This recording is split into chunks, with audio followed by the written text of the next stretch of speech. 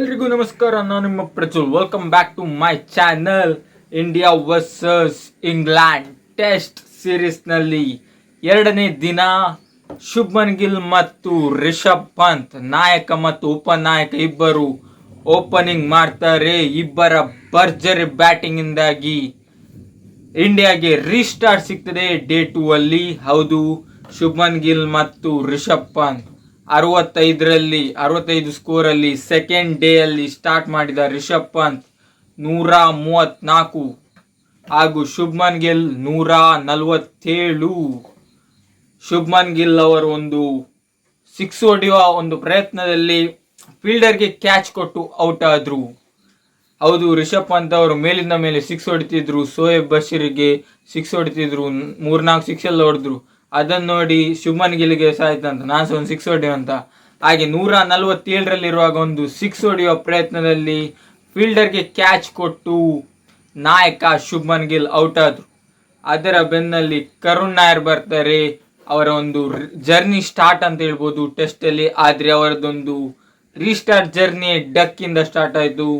4 ಬಾಲಲ್ಲಿ 0ಗೆ ಔಟ್ ಆದ್ರು. ನೆಕ್ಸ್ಟ್ ಪಂತ್ ಅವರು ಒಂದು ಒಳ್ಳೆಯ ಬ್ಯಾಟಿಂಗ್ ನ ಲಯ ಕಂಡುಕೊಂಡ್ರು. ಡೇ 2 ಅಲ್ಲಿ ಅವರ ಸೆಂಚುರಿಯನ್ನು ಕೂಡ ಪೂರ್ಣಗೊಳಿಸಿದ್ರು.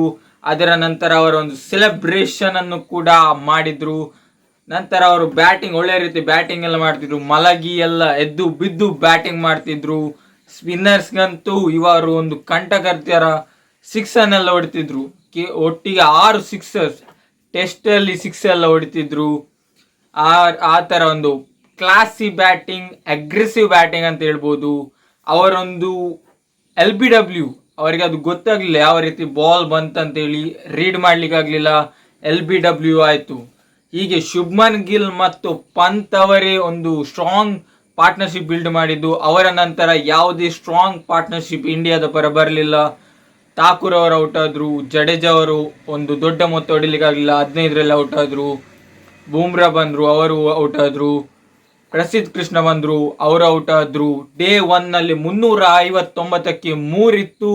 ಡೇ 2 ಅಲ್ಲಿ 471ಕ್ಕೆ 10 ವಿಕೆಟ್ ಇಂಡಿಯಾ ಪರ. ಹೌದು, ಸೆಷನ್ 2 ಡೇ 2 ನ ಸೆಷನ್ 2 ಸ್ಟಾರ್ಟ್ ಆದ ಬೆನ್ನಲ್ಲೇ ಇಂಡಿಯಾ ಆಲ್ ಔಟ್ ಆಯ್ತು ಅಂತ ಹೇಳ್ಬೋದು. ಅದರ ನಂತರ ಬ್ಯಾಟಿಂಗ್ ಗೆ ಬಂದ ಇಂಗ್ಲೆಂಡ್ ಬ್ಯಾಟರ್ಸ್ ಯಾವ ರೀತಿ ಆಡ್ತಾರೆ ಅಂತ ಒಂದು ಕುತೂಹಲ ಇಂಡಿಯಾದವರಿಗಿತ್ತು.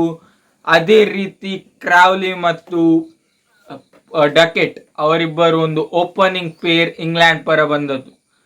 ಅದರಲ್ಲಿ ಮುಖ್ಯವಾಗಿ ಮೊದಲ ಓವರ್ ಜಸ್ಪ್ರೀತ್ ಬುಮ್ರಾ ಅವರು 4 ರನ್ನಿಗೆ 1 ವಿಕೆಟ್, 4 ರನ್ ಹೊಡೆದಾಗಲೇ 1 ವಿಕೆಟ್ ಅನ್ನು ಕಬಳಿಸಿಕೊಂಡಿದ್ರು ನಮ್ಮ ಜಸ್ಪ್ರೀತ್ ಬುಮ್ರಾ. ಇಂಡಿಯಾದ ಒಂದು ಬೌಲಿಂಗ್ ಅಲ್ಲಿ ಅವರೇ ಒಂದು ಬಲ ಅಂತ ಹೇಳ್ಬೋದು. ಆಗ ಅಂದುಕೊಂಡ್ರು ಇಂಡಿಯಾ ಬೌಲಿಂಗ್ ಅಲ್ಲಿ ಬುಮ್ರಾ ಇದ್ದರೆ ಬೇಗ ಬೇಗ ವಿಕೆಟ್ ಹೋಗ್ಬೋದು ಅಂತ. ಆದ್ರೆ ಡಕೆಟ್ ಮತ್ತು ಆಲಿ ಪಾಪ್ ಇಬ್ಬರ ಒಂದು ಪಾರ್ಟ್ನರ್ಶಿಪ್ ಭರ್ಜರಿಯಾಗಿತ್ತು. ಅದರ ನಡುವೆಯೂ ಇಂಡಿಯಾದಲ್ಲಿ ಫೀಲ್ಡಿಂಗ್ ಎಡವಟ್ಟು ನಡೆದಿದ್ದು.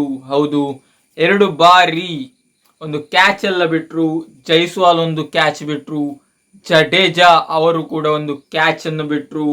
ಈ ರೀತಿಯಾಗಿ ಕ್ಯಾಚೇ ನಮ್ಗೆ ಮುಳುವಾಯ್ತು ಅಂತ ಹೇಳ್ಬೋದು. ಹೌದು, ಡಕೆಟ್ ಅವರ ಕ್ಯಾಚ್ ಬಿಟ್ರು, ಅವರು 60 ಹೊಡೆದ್ರು. ಮತ್ತೆ ಪಾಪ್ ಅವರ ಒಂದು ಕ್ಯಾಚ್ ಭಯಂಕರವಾಗಿ ಇಂಪ್ಯಾಕ್ಟ್ ಆಗಿದೆ. ಅವರು 60ರಲ್ಲಿದ್ದಾಗ ಒಂದು ಬಿಟ್ಟ ಕ್ಯಾಚ್ 100 ಸೆಂಚುರಿ ಹೊಡೆದ್ರು. ಹಾಗೂ ಈಗ ನಾಟ್ ಔಟ್ ಅಲ್ಲಿ ಇದ್ದಾರೆ. ಡೇ 3 ಅನ್ನು ಅವರು ನಾಟ್ ಔಟ್ ಸೆಂಚುರಿಯ ಮೂಲಕ ಪ್ರಾರಂಭಿಸ್ತಾರೆ. ಪಾಪ್ ಅವರೇ ನಮ್ಗೆ ಒಂದು ಕಂಟಕವಾದದಂತ ಹೇಳ್ಬೋದು. ಅದರ ನೆಕ್ಸ್ಟಿಗೆ ಡಕೆಟ್ ಅವರ ವಿಕೆಟ್ ಹೋದಾದ್ಮೇಲೆ ರೂಟ್ ಬರ್ತಾರೆ, ಜೋ ರೂಟ್.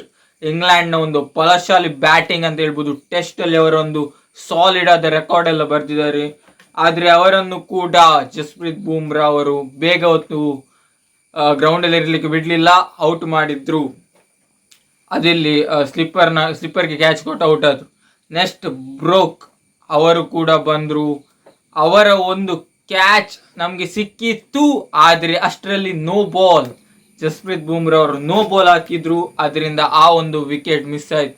ಟೋಟಲ್ ಆಗಿ 3 ವಿಕೆಟ್ ನಿನ್ನೆ ನಮ್ಗೆ ಮಿಸ್ ಆಗಿದೆ ಅಂತ ಹೇಳ್ಬೋದು. ಇದರೊಂದಿಗೆ ಅವರು 209ಕ್ಕೆ 3 ವಿಕೆಟ್ ಹೋಗಿದೆ. ಆದ್ರೆ ಆ 2 ಕ್ಯಾಚ್ ಮತ್ತು 1 ನೋ ಬಾಲ್ ಹಾಕದಿದ್ರೆ ಇವತ್ತಿಗೆ 6 ವಿಕೆಟ್ ಹೋಗ್ತಿತ್ತು. ಭಾರತಕ್ಕೆ ಒಂದು ಸಾಲಿಡ್ ಆದ ಸ್ಟಾರ್ಟ್ ಅಂತ ಸಿಕ್ತಿತ್ತು ಬೌಲಿಂಗ್ ಅಲ್ಲಿ. ಆದ್ರೆ ಬೂಮ್ರಾ ಒಬ್ಬರೇ 3 ವಿಕೆಟ್ ತೆಗೆದದ್ದು, ಬೇರೆ ಯಾರು ವಿಕೆಟ್ ಈವರೆಗೆ ತೆಗೆದಿಲ್ಲ. ಪ್ರಸಿದ್ಧ ಕೃಷ್ಣ ಅವರು ಎಕ್ಸ್ಪೆನ್ಸಿವ್ ಆದ್ರು, ಠಾಕೂರ್ ಅವರಿಗೆ ಹೊಡಿತಿದ್ರು, ಜಡೇಜಾ ಅವರು ಸ್ವಲ್ಪ ಸ್ಪಿನ್ ಮಾಡಿದ್ರು, ಆದ್ರೆ ಅವರಿಗೆ ಒಂದು 6 ಹೊಡಿತಿದ್ರು. ಈ ರೀತಿಯಾಗಿ ಪಾಪ್ ಇಂಡಿಯಾಗೆ ಒಂದು ಕಂಟಕವಾಗಿದ್ದರೆ ಅವರನ್ನು ಡೇ 3ಯಲ್ಲಿ ಯಾವ ರೀತಿ ಎಷ್ಟು ಬೇಗ ವಿಕೆಟ್ ತೆಗಿತಾರೆ ಅಷ್ಟು ಇಂಡಿಯಾಗೆ ಒಳ್ಳೇದಂತ ಹೇಳ್ಬೋದು. ಈ ರೀತಿಯಾಗಿ ಇನ್ನೂ ಬ್ಯಾಟಿಂಗ್ ಲೈನಪ್ ಉಂಟು ಇಂಗ್ಲೆಂಡಲ್ಲಿ. ಆದ್ರಿಂದ ಬೇಗ ಬೇಗ ವಿಕೆಟ್ ಅನ್ನು ಪಟಾರ್ ಅಂತ ವಿಕೆಟ್ ಅನ್ನು ತೆಗೆದ್ರೆ ಇಂಡಿಯಾಗೆ ಒಂದು ವಿನ್ ಆಗುವ ಚಾನ್ಸಸ್ ಜಾಸ್ತಿ ಉಂಟು. 209 ಇವತ್ತು ಡೇ 2 ಅಲ್ಲಿ ಅವರು ಹೊಡೆದಾಗಿದೆ. ಇನ್ನು ಅವರಿಗೆ ಎಷ್ಟು 200 ಸಮಥಿಂಗ್ ಹೊಡಿಲಿಕ್ಕೊಂಡಷ್ಟೇ.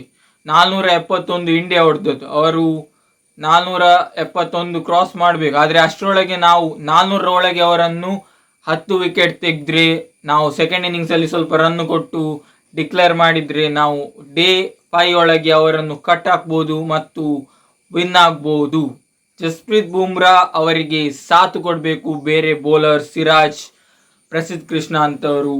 ಆದ್ರಿಂದ ಬೌಲಿಂಗ್ ಈ ಡೇ 3ಯಲ್ಲಿ ಯಾವ ರೀತಿ ಭಾರತದ ಪರ ಆಗ್ತದೆ ಆ ಇದರಲ್ಲಿ ಇಂಡಿಯಾದ ವಿನ್ನಿಂಗ್ ನಿಂತಿದೆ ಅಂತ ಹೇಳ್ಬೋದು.